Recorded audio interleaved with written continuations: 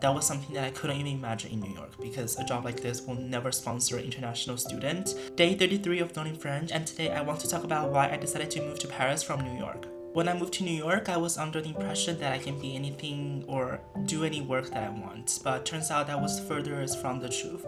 Because in New York, it's the most diverse city in the world, but due to visa restrictions, there are a lot of work or experiences that I cannot do. I really want to do something related to beauty, in fashion, and in marketing. These jobs are not considered as essential jobs, so companies usually don't want to sponsor foreign students.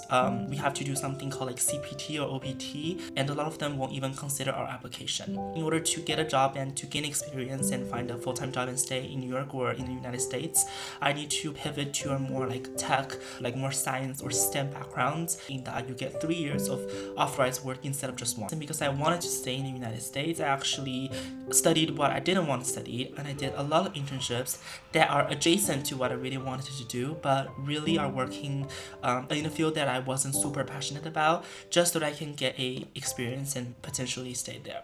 I realized that the cost of staying in New York is doing a career that is not fulfilling, it's not my dream, then I will rather not stay in New York. So I decided to move to France, and surprisingly, there's no talk about visa when it comes to the different jobs you want. Obviously, as foreigners, it's harder for us to get a full-time job here compared to locals. It's the same everywhere, but it does make it easier. At least I'm not stopped right on the first step, and I was able to gain a job at L'Oreal, and I was able to do an internship right now in social media. And this is the first time where I feel like this is a career that I wanted to do, and this is the industry I wanted to do.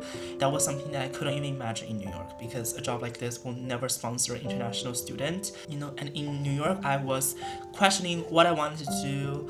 I was very confused about the industry or the work that I wanted to do because there are so many other factors. And in Paris, I was able to not have that, and it made my dream so much more clear and so much more easier for me to discover, which is why I'm on this challenge to be fully push myself to learn French every single day so I can be fluent at the end of my gap year, because I want to do everything that I can to start a career here in an industry and in a position that I love and enjoy. This is day 33, and I will see you for day 34.